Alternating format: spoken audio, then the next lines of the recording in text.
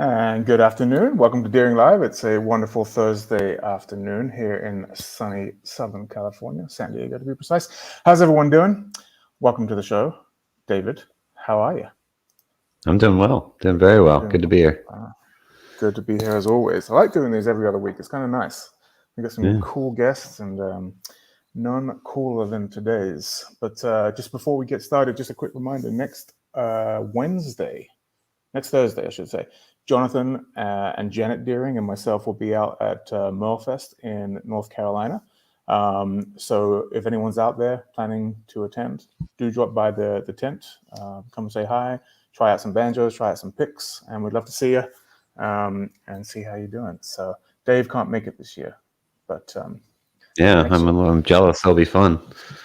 You're going to be at Rocky Grass though, right? I'll be at Rocky Grass, yeah. And Blue Ridge the Bella and camp, the Blue Ridge camp, yeah.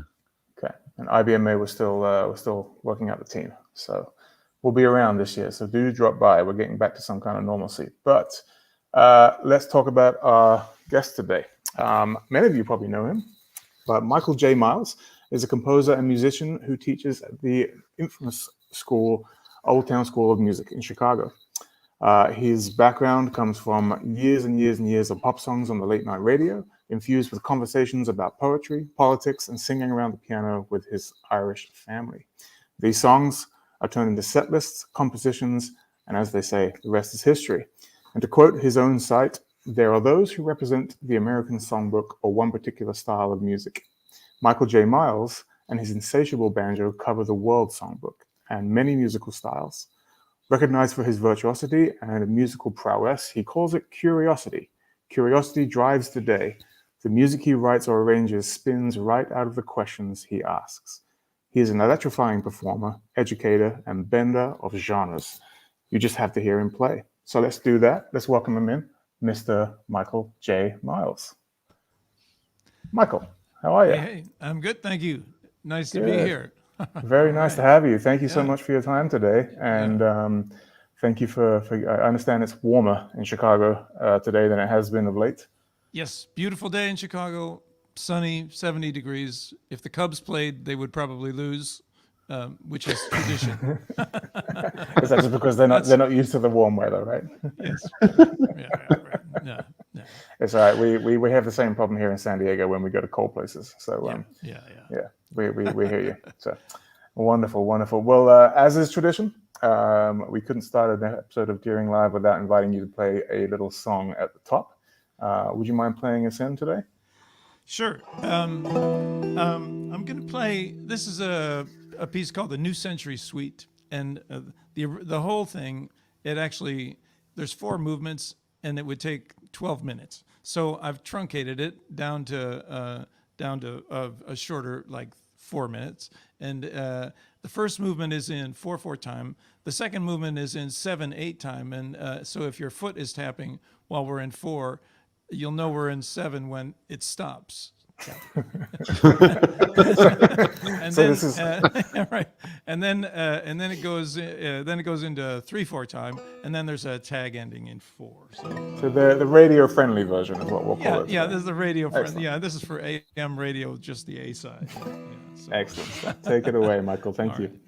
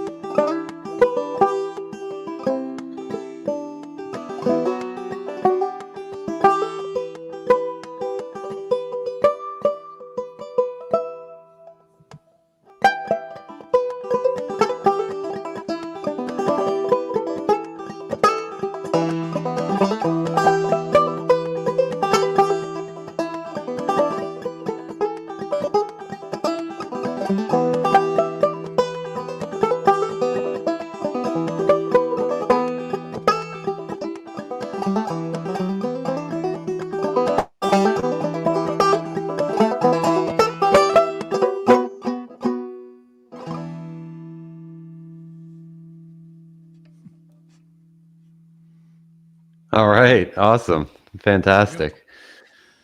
Well, it's great to have you on. Thanks for being here. Thank you, David. Nice to be here. Great to Yeah, share I've this been a stuff. fan of yours for a while. That I don't remember how I got turned on to that album, the New Century Sweep. I had that CD years Ah, ago, and played it a lot. I always loved loved this album. So it's nice I'm so to see you glad. play these songs. Yeah, that Um, piece it was originally it was played. It's the first time it was played was at the Winnipeg Folk Festival with the Winnipeg Symphony Orchestra, and we got 15 minutes to rehearse with the orchestra, and then turned around and played it for 5,000 people, and it was just like incredible, delightful. This mix of folk music and the banjo and the classical setting, bringing the orchestra to the folk festival. But it was kind of wild too. Just one run through, boom, done, and off we go with all these great players. wow, that's That was the amazing. first, and How'd you? Go ahead. then I got a tour through Morocco, and had that same piece. The ones the versions that you've heard on the record were with Jackie Allen, the jazz singer. So we toured all over Morocco, doing that. And for those who haven't heard, Jackie would sing this vocalese, no words, and she was just this great singer. I said, I'm gonna, when we first tried it, I said, I've got these tunes, how about if I play it and you just sing along, somehow, some way, and that was the beginning of that. So And why Morocco? Why'd you have a tour in Morocco booked?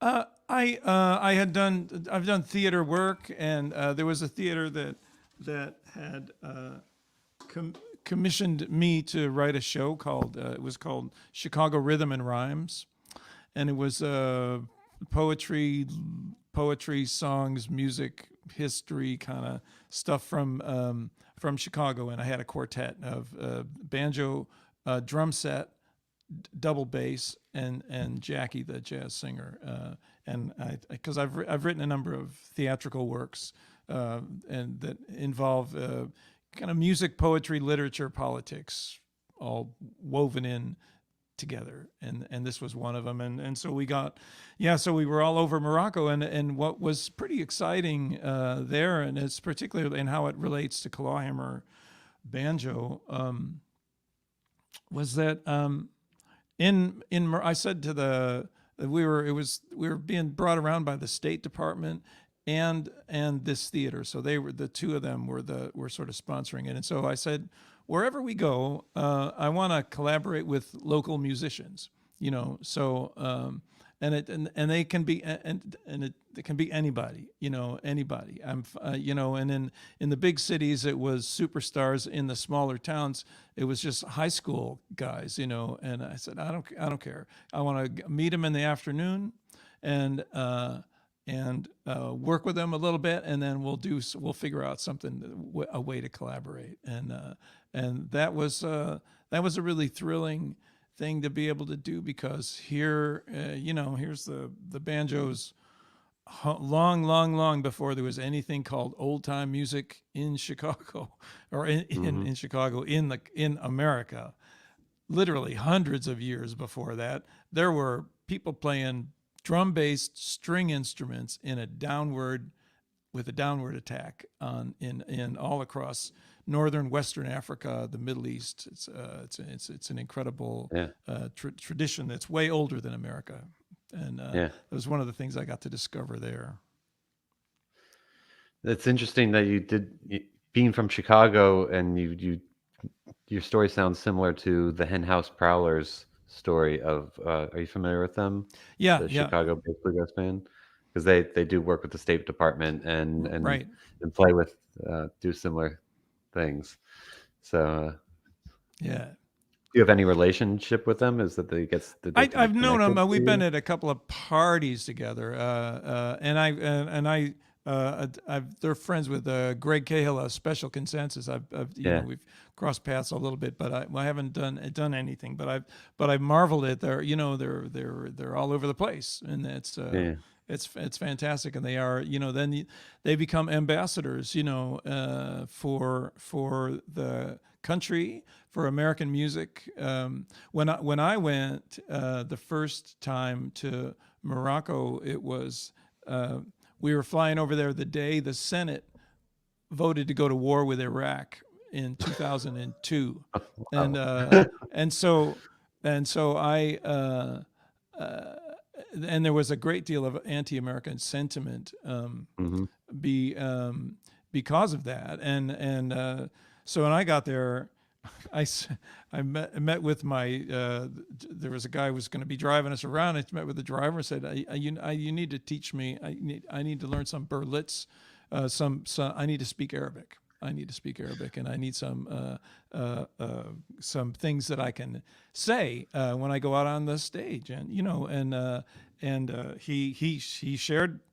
He said, try this. Okay, I'm gonna say la baisse like it's a question, and you say la baisse like it's an answer. That's kind of that's like and it means sort of, are you okay? I'm okay. So I say la baisse, you say la baisse, and and then he says, and then you say the name of the city and say Zouina, like Casablanca. Zouina means Casablanca is beautiful. Bizet means Casablanca is very beautiful. And so it's the first time going out there, and I was like, okay, well, I said, you're not messing with me here, right? this is gonna, yeah, it'll work, right? Right. So we go out, A lot and of faith there. there's because I said, I don't know what anybody will have heard about what America is doing, and I'm not like, I never signed up to represent the country. I'm just a musician going over there with something to share musically, and Right. and I don't know what they might have heard or think that we might agree, condone or something. And I said, Yeah. just let me just do it on my own terms, and everybody was cool with that. And so I said, okay, here we go. There's 500 people in this theater. There's 500 people outside trying to get in, and I walk out, and I said, well, okay, we'll see how this works. La baisse, I say this, and of course, nobody's looking at me. Nobody's like, nobody gets it, but then I said, and I had a friend who uses the word kindler. You need one kindler in the room that will get what you're after, and then it'll start to sizzle. And so I just tried this again, la baisse, and and there were a few, and then I said, Casablanca Zouina, and they was like, wow, they appreciated that, and then sure enough, the fact that we were collaborating with local musicians everywhere we went was, I was you mentioned curiosity in my intro. I was curious. I wanted to learn from them. That was what, and I thought, well, I have an opportunity to learn here. So I want that was my objective. The outcome of it, though, was when we were on stage, Americans in a country that was not real happy about America. When we were shoulder to shoulder with their local musicians, whether it be the superstar in Casablanca or the high school kids in the Horibga, this was like, if they're standing with us, if our musicians, our Moroccan musicians, are standing with these Americans, then these Americans are okay. And and there was this sense of, there were people who were not.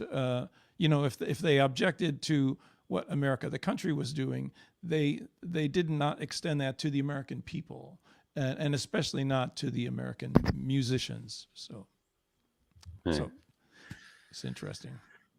Yeah. Yeah, I like your story of trying out your Try- 2 words of Arabic. Well, I mean, and that gesture, it's like naive, obviously, but it's language. The gesture of language Hmm. is an important one. You know, whenever you go somewhere, if you can say thank you in the Definitely. language and greetings, a little bit gets you gets you. Yeah, just put a little bit of effort in, and you can get, Yeah, it opens yeah. up a lot of doors. It's a symbol of respect. Yeah, yeah. Yeah. Well, how'd you get into playing the banjo, and why'd you go down the clawhammer banjo route? What kind of drew you that way? Well, I didn't really start playing the banjo till I was in college. Maybe I've had played the guitars some, but not much. My high school did not have any music, so wasn't really playing music that much. And but I liked the guitar, and I liked playing playing the things that I could do. Just a little, just this was 70s or mid early 70s, and I'm just playing the pop stuff that's on the radio. And then somebody I was at the University of Illinois. Somebody had a show that they were doing that they thought would be good if there was banjo in it, and they knew that I could play the guitar, and they got me a banjo. So just figure out something and you can play it. And so I was kind of finger picking the banjo, like I finger picked the guitar. That's how a lot of Hmm. people Yeah. start with it. And then fast forward, I go to England for my third year of college, and I'm at the University of Lancaster, and I got on I joined this street theater that in the summertime went through southern France, and there were 9 of us, and 9 of us. Everyone else was British, and they all we all drove around in one van. We all slept in one big tent, and we would at night we'd be at these campgrounds. And this one campground, one time, we're at this campground, and at the campgrounds you could give the campground owner an empty bottle, and he would fill it with French wine for like a quarter. So so so we were you're basically poor college students, and this was like, no, this is a good thing. So it's one of these nights here we're playing, and it's probably 11 o'clock at night or something, and we're drinking this 25-cent a bottle of wine, and next to our giant 9-person tent, there's some guy who put up this little tiny 2-person tent, and we're all hanging around the fire. We're singing folk songs or whatever, and and there's the guy in the little 2-person tent. He opens the doors like one of those scenes from Rowan and Martin or Laughing or something.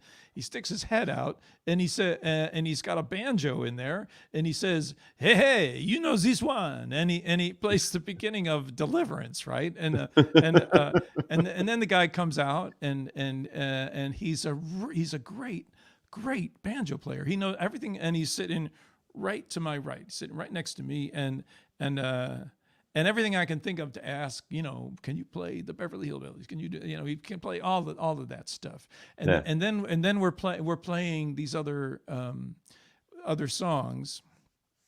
And when we played these other songs, he switched his style. He started playing downward, to this downward attack, and I'm Hmm. looking at, and so I've got this inside view. I'm looking at his right hand, and of course, when clawhammer banjo players play, the sound that you hear doesn't resemble what you see. It's just like everything Uh-huh. seems off a little bit, Right. and I said to him, "What are you doing?"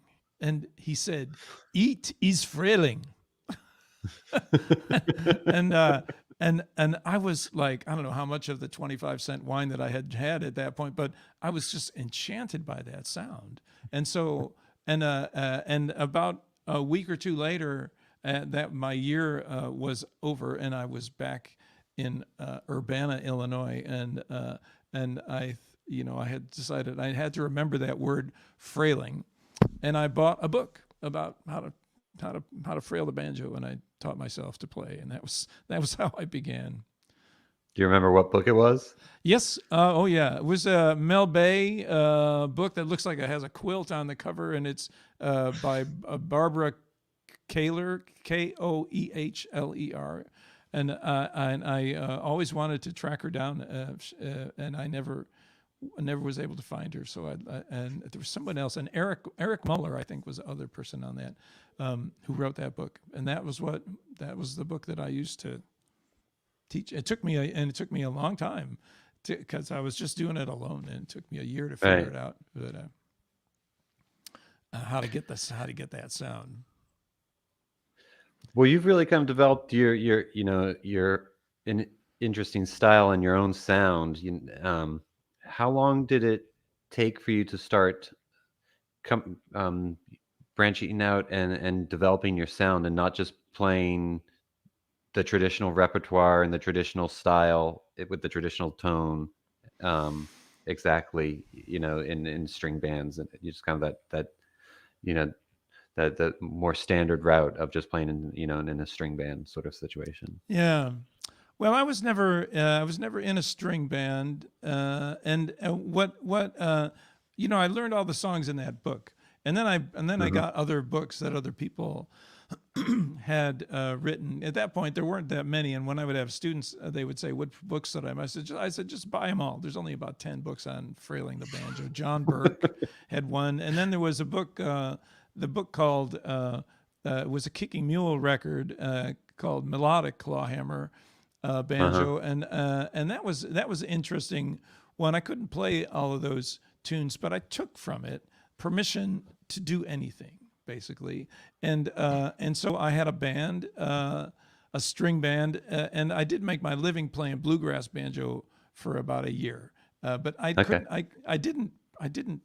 practice. I didn't like it enough to practice it, and so.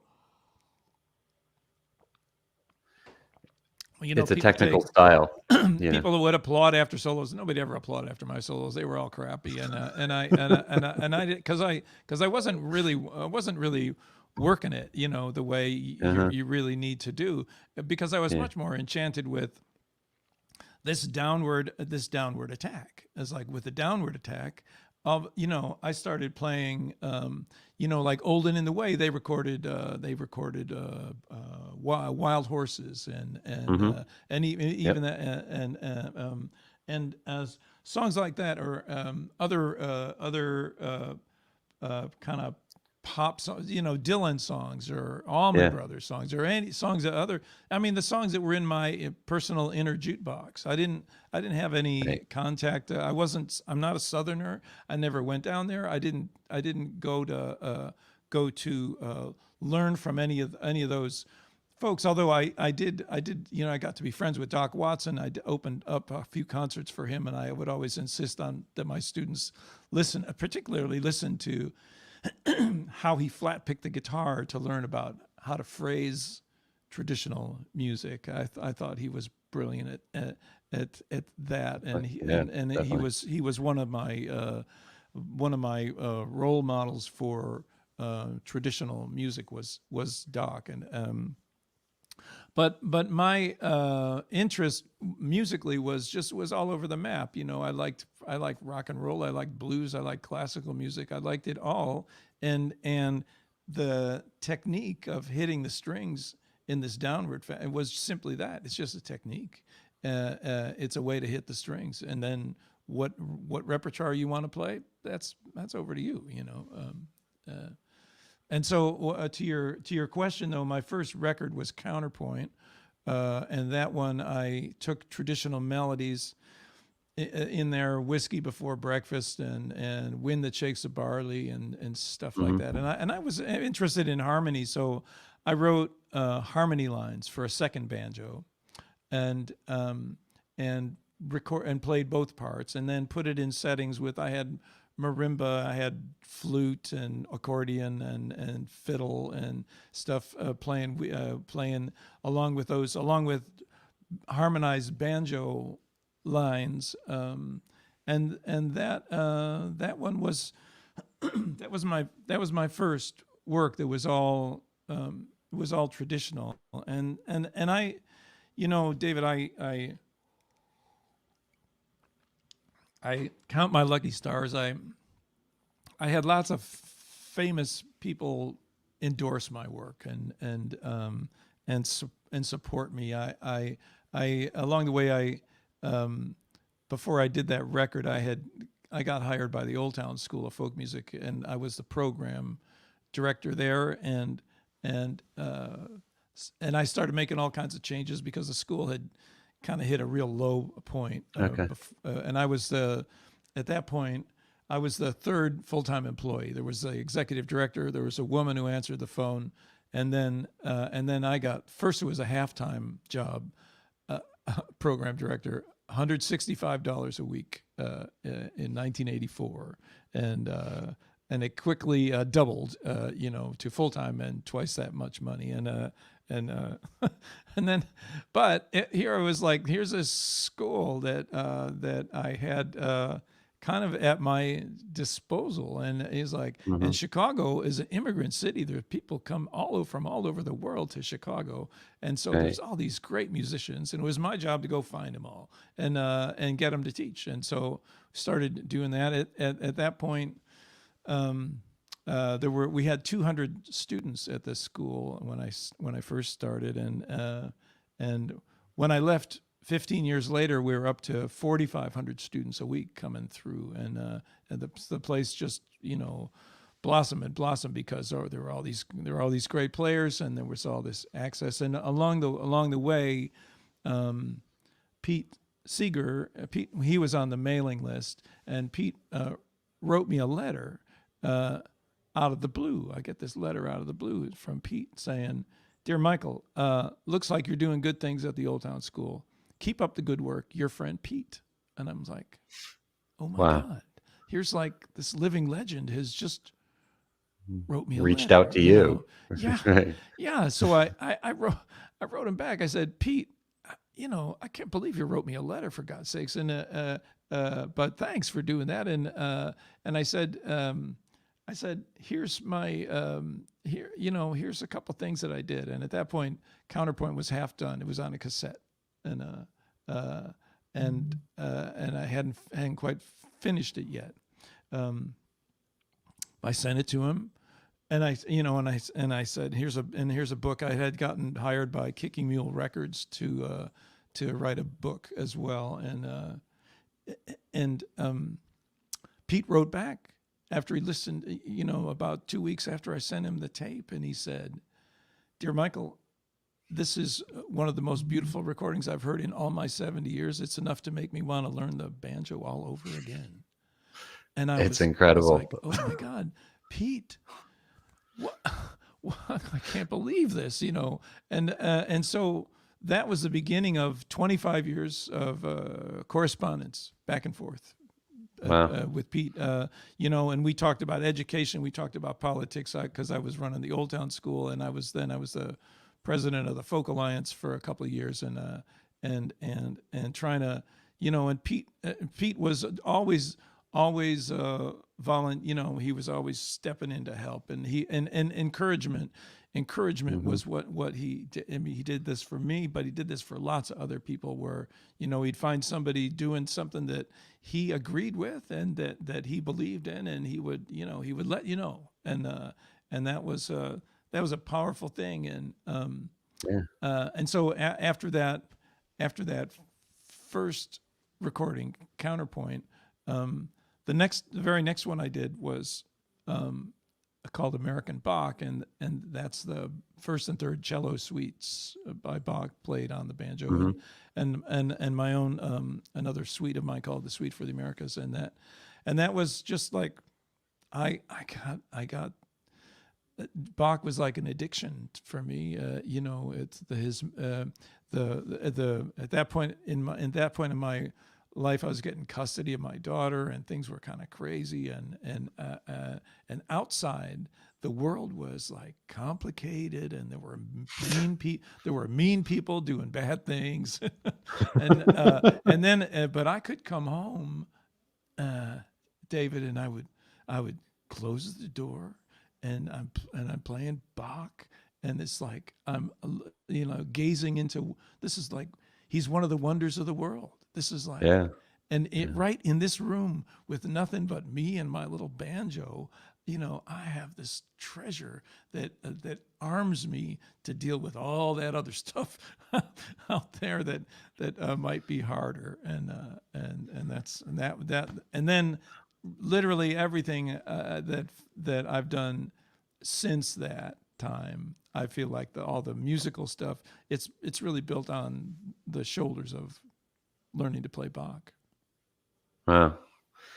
Yeah, it just shows you how powerful that music is, and how healing music can be. Oh, No matter yeah, if you're yeah, a professional or just playing in your house, and just it takes the stress of the world away. You're in yeah, a known little perfect yeah. bubble for a while. Right. Yeah, and that's amazing. The correspondence with Pete Seeger, and the how much he admired your work, and I'm sure that just inspired you to just really keep going with down your own path, not to doubt yourself. Oh, yeah, and he would sometimes I'd just get a postcard from him. It'd say, "Dear Michael, keep on picking, Pete." That's it. Back when you had to lick stamps, for God's sakes. Right. And yeah, he was always there. Well, do you want to play another tune for us? Sure. Yeah. I have this, my Deering banjo that I'm excited about. I came out there to San Diego a long while back, and back before Deering was making the 12-inch heads, and I was looking around at the different banjos and that were made. And one of the things that I discovered along the way, particularly when I was running the Old Town School, was that the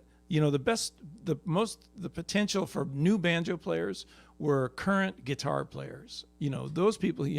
It's a great instrument. If you can play the guitar, you can play the banjo. And I would start. Yeah. I'd go and I'd play. I'd meet with all the guitar players, and I'd say, "Here's what you're doing. You're all doing song accompaniment." I said, but here's like if you tried the banjo, you could be playing this, and I'll guarantee that. And there were all kinds of people who then wanted to play the banjo, but there weren't good, inexpensive banjos. And one of the greatest things that Deering did was to create this thing, the Goodtime Banjo, because it's affordable, and people, it's like there's all that fancy stuff that you can run the price of a banjo way high, but when it's people just want to, if you want to experiment with something, if it, an experiment, honey, if it only costs $2,000, that's not an experiment. And an experiment, it's like I could try the banjo out, and if you get one for $300 or $400 or $500, that's a whole different world. So I like that, and I got to be pals a little bit with Janet, and met Greg and saw the amazing factory. When I encourage everybody to come, if you guys still offer tours of the factory, it's exquisite. We sure do. It's exquisite to see how this is actually done, and how he, not only is this great instrument builder, but a brilliant industrial engineer who created machines that could keep the prices of the instruments lower, so that they could be made. So, and then Janet said to me, why don't you try a fretless, get a Goodtime fretless, and that's what this is. So this, you might not, I don't know if you can see that it has no frets, but it has no frets. And I like to experiment with different tunings. So this tuning that I'm in is I call it a D7 blues tuning, sometimes D7 sus tuning. So it's the fifth string. It's just like G modal basically, with the fifth string tuned up to A.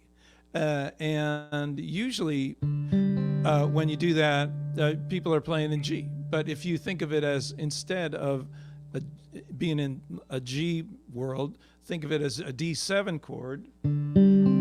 That's what you have, a D7 suspended chord. And so I'm gonna, and it is, and I'm from Chicago, and I spent a lot of time listening to, and learning blues. So here's a little blues tune.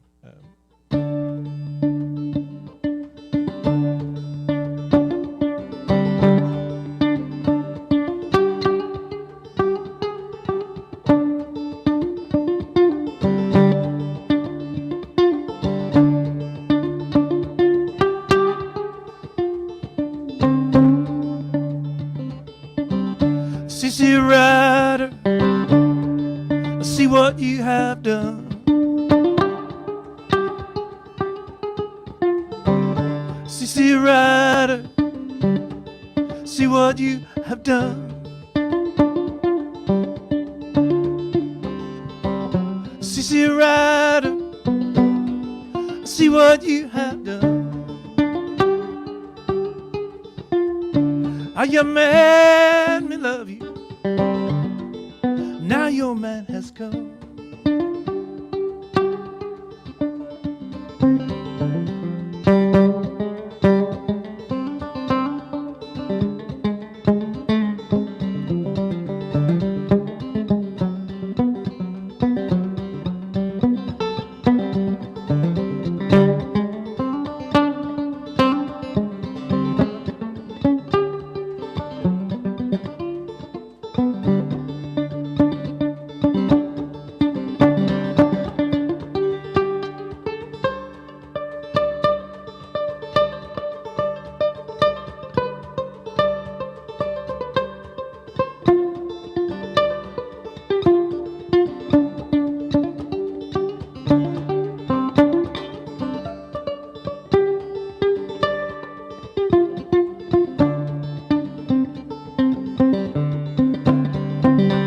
Sissy Rider, I see what you have done. Sissy Rider, see what you have done. How you made me love you. Now your man has come.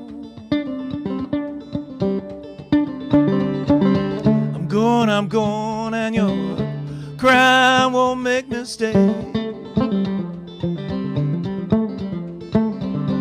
I'm going, your crime won't make me stay. The more you cry, the further you drive me away.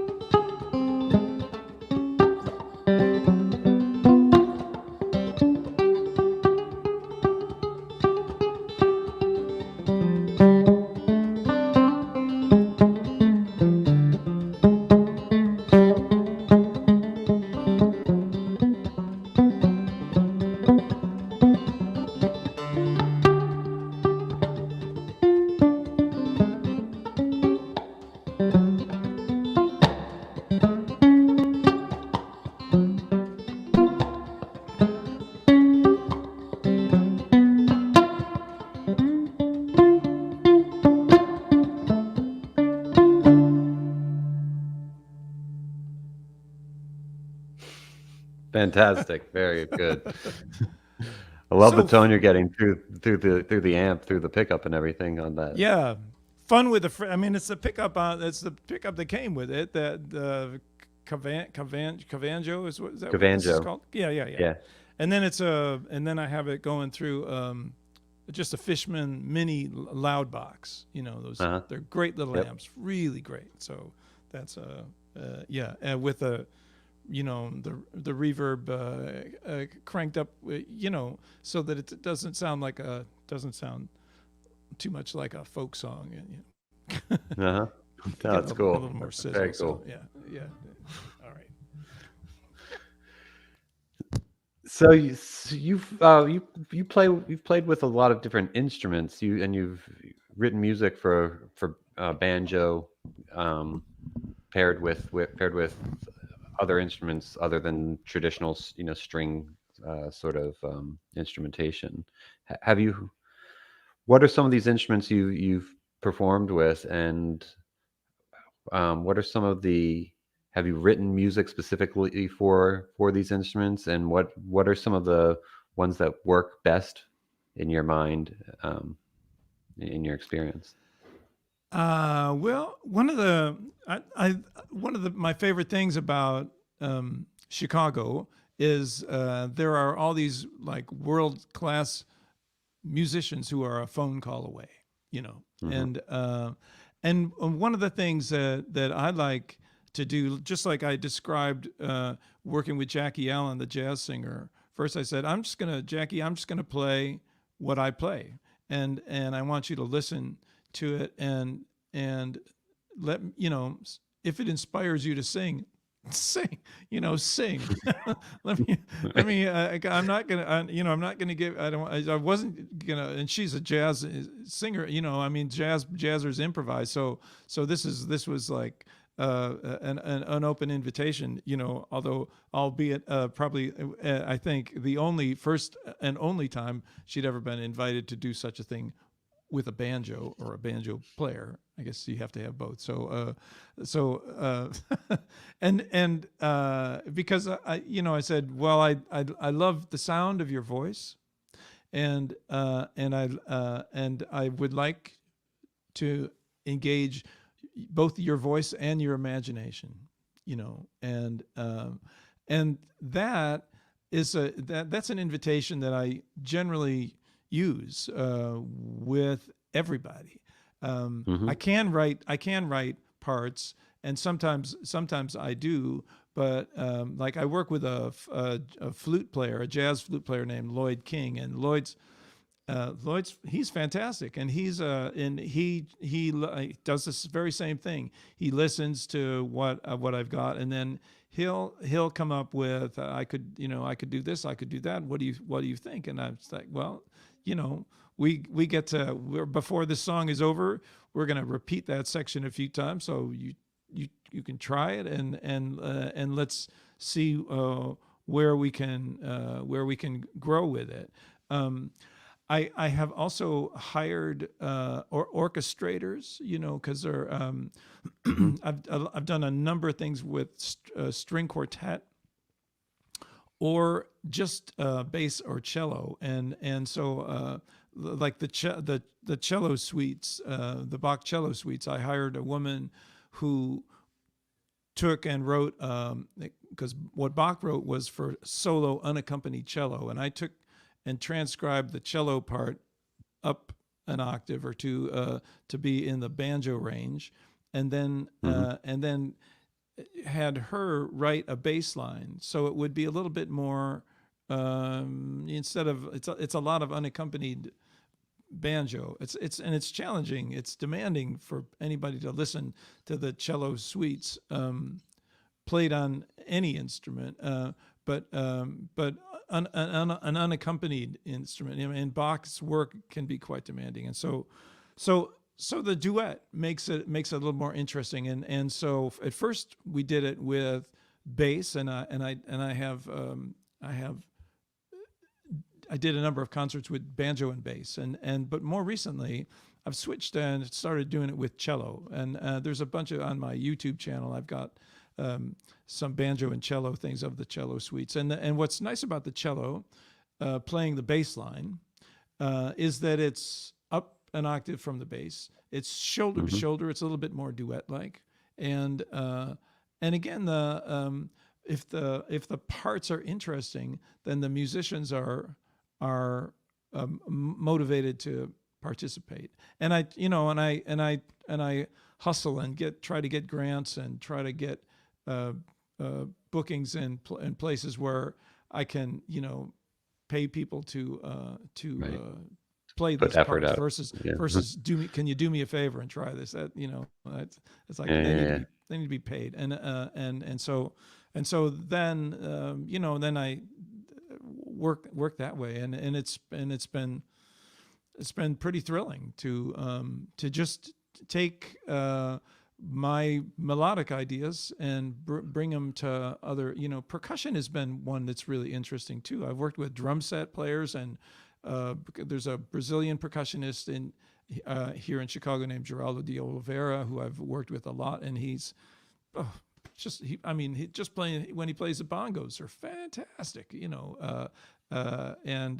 and again, when approaching people respectfully, and saying, I want that. I'd like for you to do this part, and I'd like for you to figure your part out as well.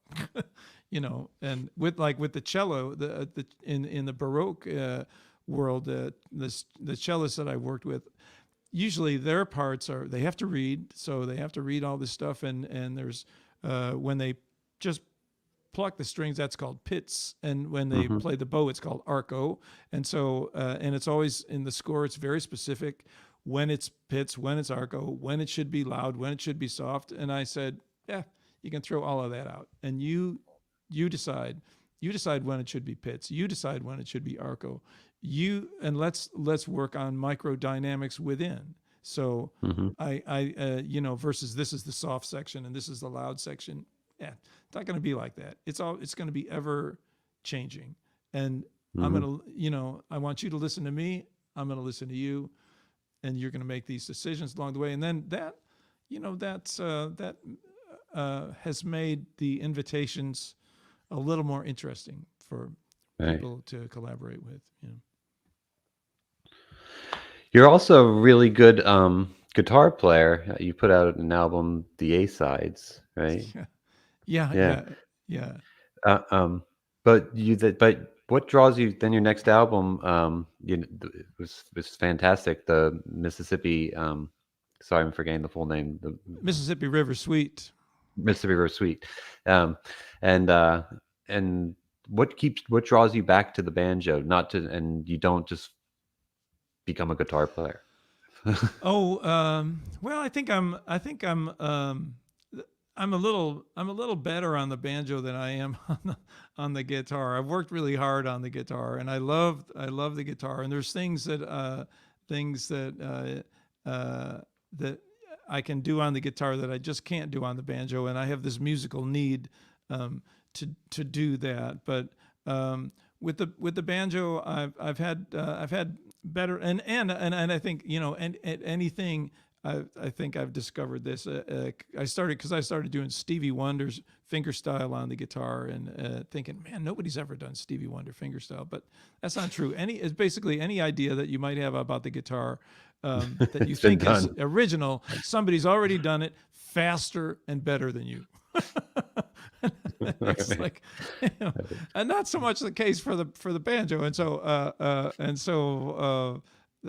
I had to do the guitar record just because I had to I had those things in me that I wanted to put out, and so I was happy to. That's because it's an important part of my identity. I did eventually get a master's degree in guitar pedagogy and performance before I turned 50. My undergraduate degree in college was oral interpretation of literature, which is kind of how I made my living, writing all these miscellaneous shows and stuff, and mixing music and politics and stuff into all of that. But then I'd been teaching in a number of university settings, and teaching grad school, basically with and I didn't even have an undergraduate degree in music. But what brought me back to the banjo was I just had more. I have more to say with it, and I enjoy the process of composition. The Mississippi River Suite was I had this very powerful experience where I had 2 weeks. I had a one-man show that I do called From Senegal to Seeger, that tells a partial history of the banjo, but it also features the works of Walt Whitman, Carl Sandburg, Woody Guthrie, and Pete Seeger. Mark Twain is in there. There's lots of literature. There's lots of and basically the this most general public thinks that the banjo began with the Beverly Hillbillies, and how would they know otherwise? And so this told that, I had this halam from Senegal, same as an ngoni that I used, and other instruments. There were 9 instruments on stage for that show. One time I had 2-week stint in the Quad Cities, Iowa, right along the Mississippi River. There's cities, Moline and Davenport, Iowa, Moline, Illinois, and a bunch of other cities in that vicinity. Anyway, the local cultural organization had me in one on a Saturday night. I did my From Senegal to Seeger show. On Sunday, I was in a Baptist church with working with a choir and some music that I'd written for choir, and then during the week I was going to schools. 500 kids in a gym in the morning and 500 kids in a gym in the afternoon. It was just like insane. And then Saturday morning, they sent me to the prison, and the East Moline Correctional Center. And I was like, whoa, look at this. 9 o'clock Saturday morning, go to the East Moline Correctional Center. And I'd never been to a prison before, fortunately. And here, I get to the gate, and the guards, "Who are you?" I said, "I'm Michael Miles. I'm supposed to be here to play my banjo and guitar, and this guitar." I had that loud guitar with me too, and he said, "Well, you got to take off your coat, empty your pockets. You can bring those instruments, but you can't bring the cases, and you got to show me what else you got with you, and I'll take you up there." And I was like, "Oh, okay." And I ride in his truck up to and there's 20-foot barbed wire fences all around this place, and it's right on the banks of the Mississippi River, and so I go into the prison, and here's this like lunchroom, 250 guys maybe, all dressed in blue. There's about 20 of them that are white guys, and that's it.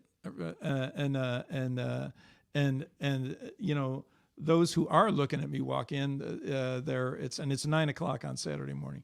There's like, what's this? But most of them weren't.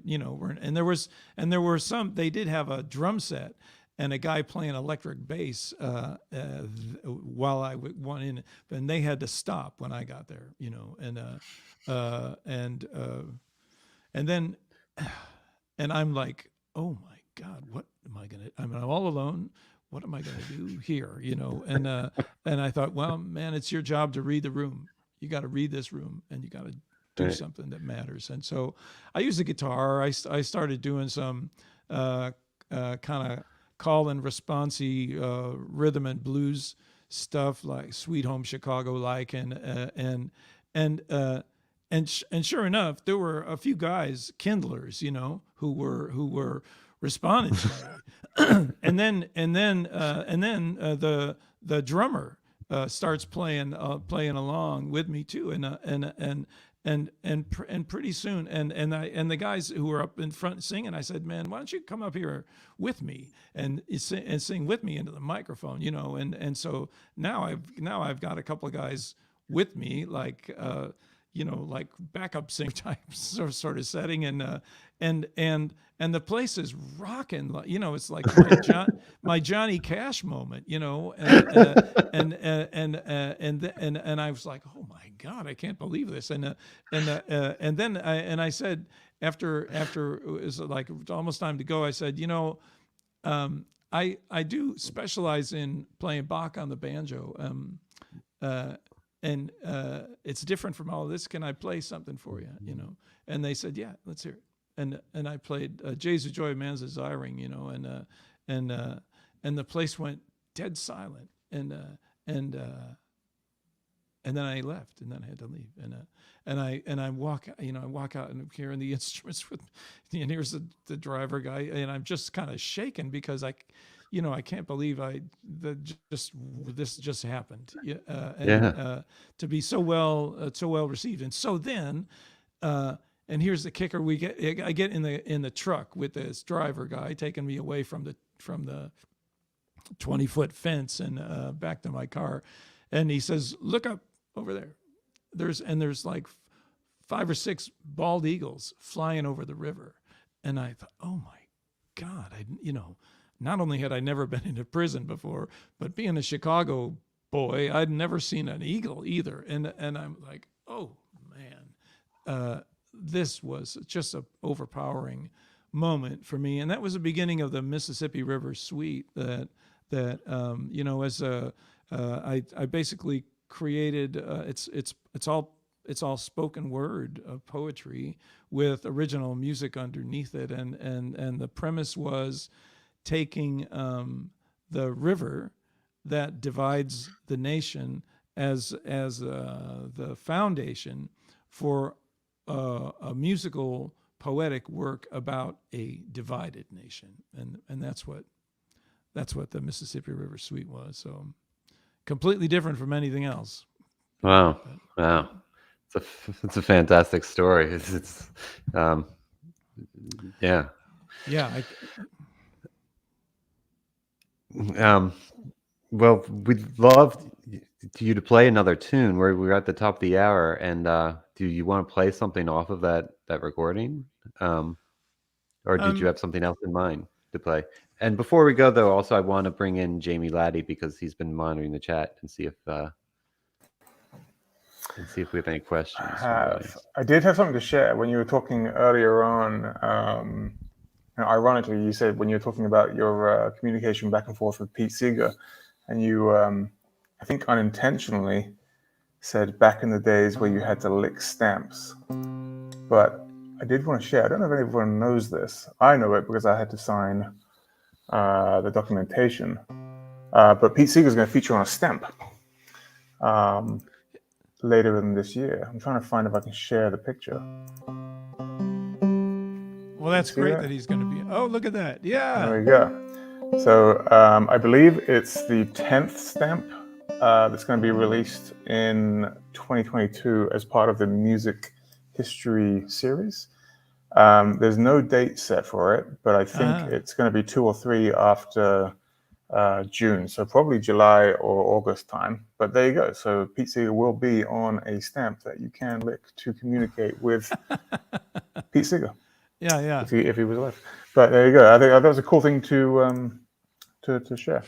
But it was a cool picture as well because I think in the picture he's playing a Vega banjo, and because we own the Vega brand, USPS had to contact us and get a sign off on using that picture, which was pretty cool. So it's been it's amazing. It's been about 3 or 4 years in the works, and it's just now coming to fruition. Really? So they first contacted us back in 2018, I think, and had to sign that, and then they had to revisit it after the pandemic and re-sign it just in case it had expired. But Carol asks, let me see, does Michael have any upcoming tours planned? I caught his Senegal to Seeger show a while back, and it was magical. Thanks. What's your plans, Mike? Thank you, Carol. I have a couple of a couple of banjo camps coming up. There's one in Boston, the Banjo Camp North, and one in Michigan called the Midwest Banjo Camp, and in May, the middle of May, in a Chicago suburb, I'm doing a new work called the Camerado Suite, which is set for banjo with orchestra and choir with a text by Walt Whitman. It's the final stanza of his song of the Open Road that I set to music, and there's 75 kids who are gonna be singing that, and it's pretty thrilling to hear. So that's coming up in the next month or so, and bookings are starting to happen ever so slowly again. So I'm happy about that. And you can just check my website, for updates and because I'll try to keep that current. Yeah, please do. And just while we're there, your website is marsmusic.org, is that correct? Yes, right. Looks a little bit like that, I would think. Yes. Yeah. So everybody, please head over to marsmusic.org. And can people find your music there as well to purchase or otherwise? Or Yeah, how do there's people a go link about for a doing? store. I have a Bandcamp page, so it's Michael J. Miles at bandcamp.com or whatever Okay. that is. It's if you on the you can get to it through the store. I'm sorry, through the website, or Sure. just go to my name and Bandcamp, and I'll post it. there's 7 CDs and there's about a dozen books, most of which are published with Hal Leonard. So. Wonderful, wonderful. Well, thank you so much for your time. I don't think there's any more questions here. Let me double check. Not today. Certainly a couple of people. Michael MJ Perry is said he played a prison gig once, but I wasn't alone. Some creepy moments. So that'll be a different story for a different day, I think. So thank you so much for your time today. Well, thank you so Brilliant. much for inviting me, and please give my best to Janet and to Greg, and I'll and thanks to you guys for your curiosity of wanting to know these things and know what about my work. I feel like that what I learned from Pete was about encouragement. Encouragement. It's so important, and for people. I've had people encourage me along the way to do what I do. That it's okay. It's okay. You don't have to. I didn't follow the world of playing clawhammer banjo or old time banjo. I mean, it doesn't. It's just this technique of hitting strings, and then the repertoire. For me, it's just like, well, what do I hear? What kind of music do I like? And what can I share? And it's been great to. I remember being first hired by the Tennessee Banjo Institute way back in whatever it was, 1989, and I went and there was a younger generation of players who they weren't too into what I was doing. And I didn't feel exactly welcomed. But then I met all these older players, Matoki Slaughter and Snuffy Jenkins, and these guys were long gone, and they were like, show me what you do. They were curious because all of them were innovators in their day, and they were interested, and each of them had a different approach. That there was a guy, Will Keys, unbelievable, right? Yep. And that guy, and just doing doing stuff their own way. So I took a lot of encouragement from that, and I would encourage anybody else to there's a whole wide world of music out there, and this technique, clawhammer technique, man, you're playing the melody and the rhythm, and there's nothing you can't do. I mean, some things you can't do, but Well, it's cool as well that you're using, I mean, I think the banjo to your left behind you on the stand there, I think you said was a replica of a much older instrument that has a goatskin head on it or a calfskin head on it.